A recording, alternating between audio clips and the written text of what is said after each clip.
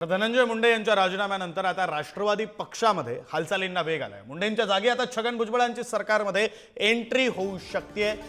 फडणवीस आणि अजित पवारांमध्ये या संदर्भात प्राथमिक चर्चा झाल्याची सुद्धा माहिती आहे। राष्ट्रवादीमध्ये मुंडेंची जागा कोण घेणार याची राजकीय वर्तुळात आता चर्चा सुरू झाली आहे। तर छगन भुजबळ यांची पुन्हा एकदा मंत्रिमंडळात एंट्री होण्याची शक्यता आहे। छगन भुजबळ यांना नाशिकचं पालकमंत्रीपद मिळणार नाही, यासोबतच आगामी कुंभमेळा तयारीत आणि आयोजनामध्ये हस्तक्षेप करू नये या भाजपच्या अटी आहेत। या अटी छगन भुजबळ यांनी मान्य केल्यास छगन भुजबळांना पुन्हा मंत्रिमंडळात येण्याचा मार्ग हा मोकळा होण्याची शक्यता आहे। खरं तर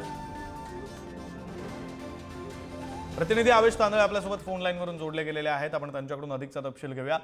आवेश, खरं तर छगन भुजबळ हे मागच्या अनेक दिवसांपासून नाराज होते। त्यांना मंत्रिपद मिळालेलं नव्हतं, त्यांना मंत्री करण्यात आलेलं नव्हतं। आता जर असं झालं तर त्यांची नाराजी सुद्धा दूर होऊ शकते।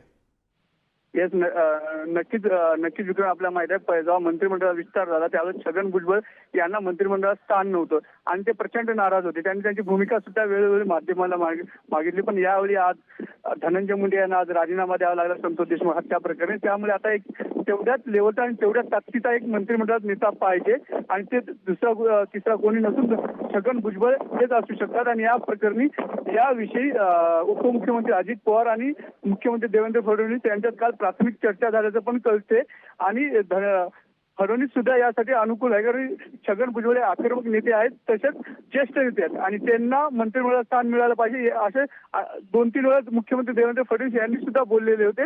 त्यामुळे कुठेतरी आता धनंजय मुंडे यांच्या जागी छगन भुजबळ यांची वर्णी लागण्याची शक्यता आहे। विक्रांत, बरं, धन्यवाद आवेश दिलेल्या सगळ्या तपशिलांसाठी।